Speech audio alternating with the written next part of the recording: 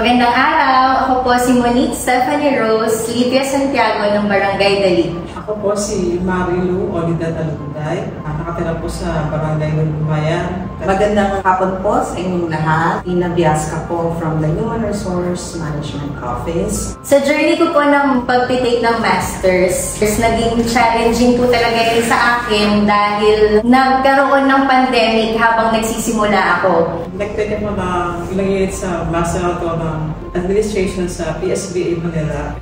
Gusto ko sana tumigil kaya lang yung aking mga classmates ay inspired ako. Natin pa ako nag-push sa tapusin ko. Habang nag-aaral po ako ng MPA sa Pililla, siguro mga first 2 semesters, face-to-face pa nun. Masaya, even the teachers, the professors, magkakabanding kami. Pero, kumbaga, na-stop siya kasi dumating si pandemic. Ayun nga, kasi parang gusto ko nga na hinala ang Rizal. Ang mga pinapagtulong ng munisipyo bilang isang competitive na province. Hindi ko siya inisip na mas-stress ako kasi marami akong dapat ganapin.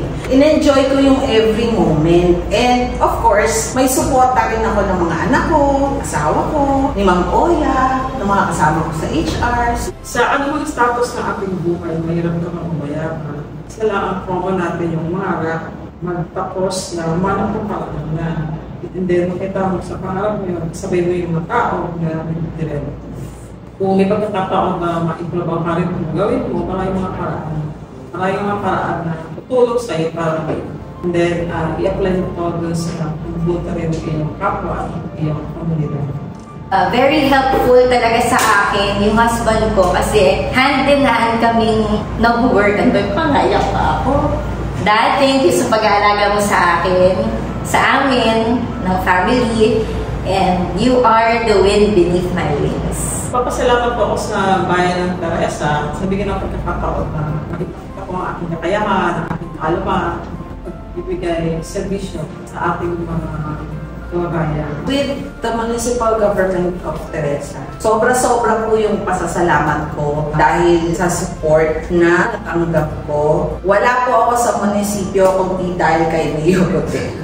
Sa rin po kayo sa nagbigay sa akin ng tulong, especially doon sa pag-data natin ko. Dahil po sa municipal government of Teresa, hindi ko po natapos ang MBA ko.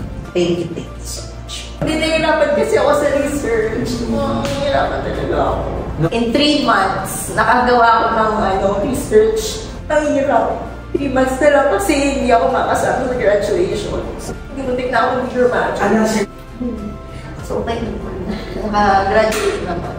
Ako ay nagpapasalamat sa ating buting Mayor, Mayor Rodel de la Cruz, sa ating Vice Mayor Freddy L. Bonifacio, sa lahat ng SB members, at saka sa Pako Kawani sa suporta, at saka ako rin po ay lubos na nagpapasalamat sa Treasury Department headed by Sir J. Ben Santiago dahil kung hindi po sa inyo, hindi ko po matatapos ang aking research at hindi po ako makakagraduate ng Masters. Muli, ako po si Monique Stephanie Rose, Livia Santiago. Ako po si Marilu Olida Talunday. Ako po si Maria Cristina L. Biasca. Patuloy na lilinangin ang aking kakayahan upang maibahagi sa aking mga kababayan para laging Teresa una ka.